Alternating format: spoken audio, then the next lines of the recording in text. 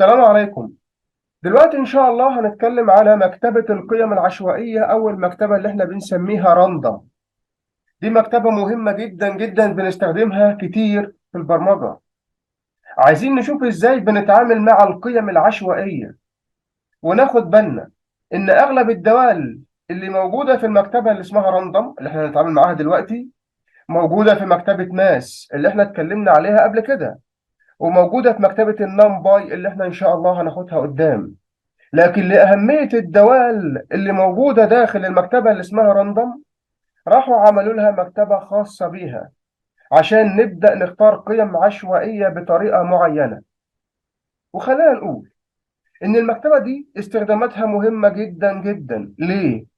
عشان لما نروح للماشين ليرنينج ونتعلم يعني إيه توقع اللي احنا بنسميه ريجريشن، أو التصنيف اللي احنا بنسميه كلاسيفيكيشن، أو يعني إيه شبكات عصبية اللي احنا بنسميها النيورال نتورك، هنشوف ازاي بنختار قيم عشوائية بطريقة معينة عشان نحدد ما هي الأوزان المختلفة عندي وما هي الويتس بتاعت الشبكة بتاعتي.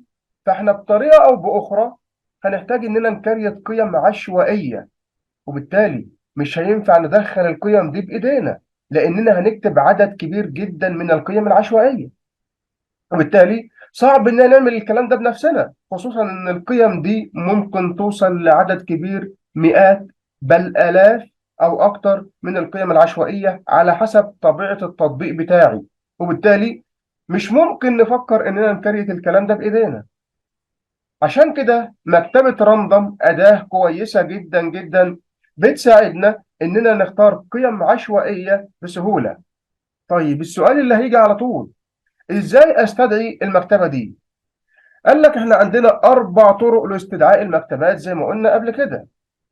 الطريقة الأولى إن أنا أقول له import اسم المكتبة أو اللايبراري نيم. أنا عندي المكتبة اسمها إيه؟ راندوم، فبكتب كلمة راندوم. دي كلمة محجوزة بالنسبة لبايثون، وبعد كده بديله الاختصار، أي اختصار يكون مناسب ليك وله قيمة مفهومة. وبرضه اوعى تستخدم الاختصار ده كما لو كان متغير داخل الكود زي ما قلنا قبل كده عشان ما يتلخبطش ما بينه وما بين المتغيرات. ده اختصار شايل جميع الدوال اللي موجودة او حتى خصائص المكتبة، مش هنقول دوال بقى، شايل جميع خصائص المكتبة.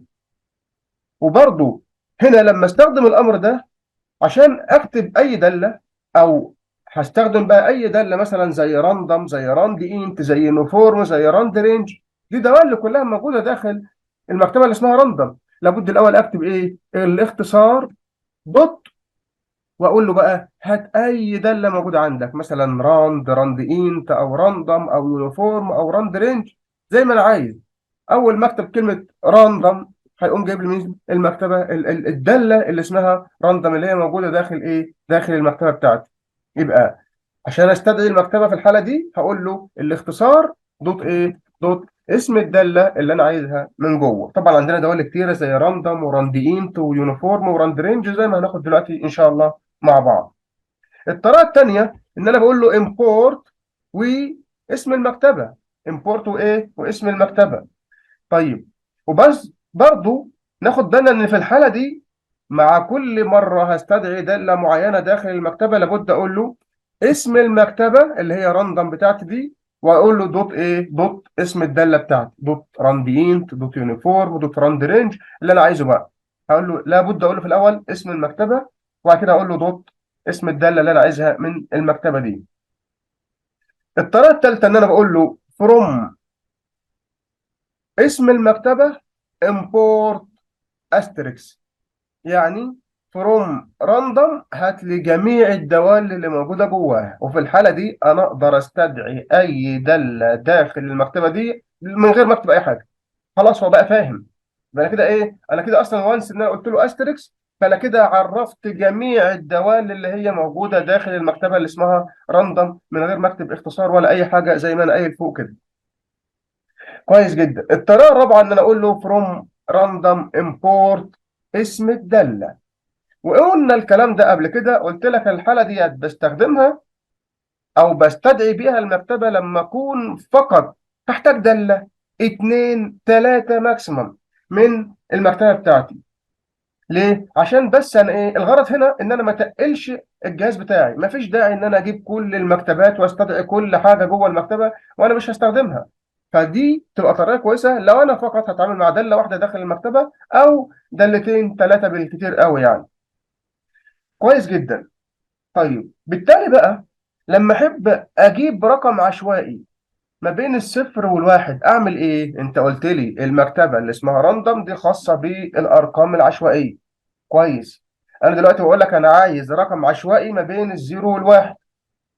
هتقول لي والله ده انا في الاول هقول له import random as اختصار. حلو. ليه؟ لان انا بقول لك انا عايز رقم عشوائي اللي خاصه بالارقام العشوائيه هي المكتبه اللي اسمها راندوم. طبعا في كتير، لكن احنا دلوقتي بنتكلم على مين؟ بنتكلم على راندوم. وبالتالي انا هروح استدعي المكتبه اللي اسمها راندوم في الاول. طيب استدعاها ازاي؟ بقول له import اسم المكتبة as اختصار. فقلت له اسم المكتبة بتاعتي راندوم، الاختصار بتاعي اسمه ار ان. حط اي اختصار يكون يعني انت شايفه مناسب ليك. كويس. بعد كده بقول له ايه؟ ار ان. مش انا عايز استدعي المكتبة عشان اخد منها حاجة دالة معينة؟ انا عايز الدالة اللي اسمها راندوم في المكتبة دي. بقول له ايه؟ اسم المكتبة اللي هو الاختصار بتاعي بقى، لان الاختصار شايل جميع القيم بتاعتي. فبقول له ايه الاختصار دوت الدالة اللي انا عايزها. فانا عايز ايه؟ عايز اكريت ارقام عشوائيه ما بين الزيرو والواحد. وهات لي الارقام العشوائيه دي وحطها في المتغير اللي اسمه A، وبعد كده اعمل لي ايه؟ اعمل لي برنت للاي. هنا انا عايز اقول ايه؟ قبل ما رن الكود ده خليني اقول لك على حاجه مهمه جدا جدا، الا وهي انا قلت عايزين رقم عشوائي ما بين الزيرو والواحد، صح؟ ليه؟ ليه اشمعنى الزيرو والواحد بالذات؟ قال لك لأن معظم لغات البرمجة بتحب تتعامل مع الأرقام العشوائية اللي ما بين الصفر والواحد. كمان لما يديني رقم عشوائي بين الصفر والواحد فهو بيديني رينج معين. فأنت بتاخد الرقم ده تتعامل معاه زي ما أنت عايز. ممكن تضربه في رقم معين، تقسمه على رقم معين، تجمع عليه حاجة وبعد كده تضربه في حاجة تانية زي ما أنت عايز. وبالتالي بتبقى البدايه ان احنا نكريت رقم عشوائي ما بين الزيرو والواحد. خليني اقول لك مثلا لو انا رميت الجزء ده من الكود وجا طلع لي مثلا رقم من صفر لواحد، وعايز تخليه يتراوح من 10 ل 100، من 100 ل 200، كل اللي عليك انك هتاخد الرقم اللي طلع لك تجمع عليه واحد وتضربه في 100 لو انت مثلا عايزه في رينج 100 بس وخلاص. فالمكتبه هتديك قيم معينه في رينج من صفر لواحد، وانت بتتعامل مع الرينج ده على حسب الرينج اللي انت عايزه، عن طريق انك تاخد الرقم وتجمع عليه واحد وتضربه في قيمة معينة او تقسم على قيمة معينة وهكذا.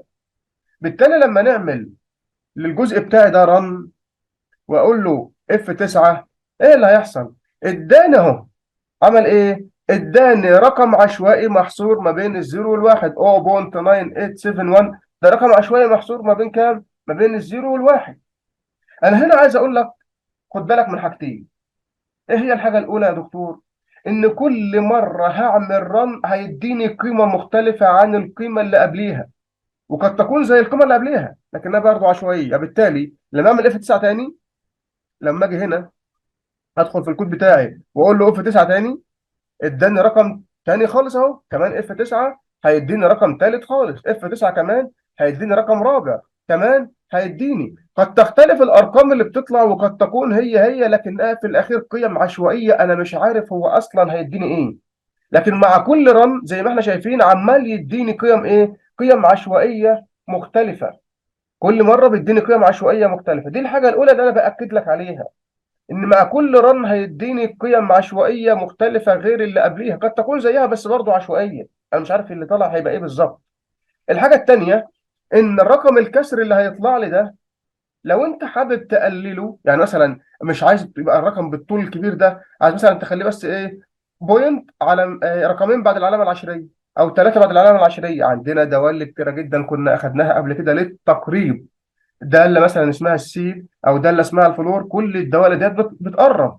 انا ينفع استخدمها عشان خاطر اقرب النواتج اللي هي هتطلع لي من الكود بتاعي. طيب لو انا عايزه يرجع لي رقم عشوائي صحيح، خد بالك بقى، رقم عشوائي ايه صحيح ما بين رقمين. ما بين ايه؟ ما بين رقمين. اول رقم هو البدايه، والرقم الثاني بيبقى هو النهايه. لو انت عايزه يرجع لك رقم عشوائي صحيح ما بين رقمين، بتديله في الاول الرقم البدايه، وفي الثاني مين؟ الرقم النهايه. بس خد بالك هنا، انت في الحاله ديت عايز ترجع رقم صحيح صح؟ هتستخدم الدالة اللي اسمها راند إين. هتستخدم الدالة اللي اسمها إيه؟ راند إين. وراند إنت ديت هي عبارة عن دالة موجودة جوه اللايبراري اللي اسمها راندوم. عشان كده قبل ما أقول له راند إنت قلت له الاختصار دوت راند إنت. فراند إنت هتديني رقم عشوائي صحيح. رقم عشوائي إيه؟ صحيح. وفي الحالة دي لما أقول له امبورت اسم المكتبة اس الاختصار، ولما اقول له الاختصار دوت راند انت و3 و10، في الحاله دي معناها ايه؟ بقول له انا عايز رقم عشوائي صحيح ما بين الثلاثه والعشره، وينفع تغير البدايه والنهايه زي ما انت عايز.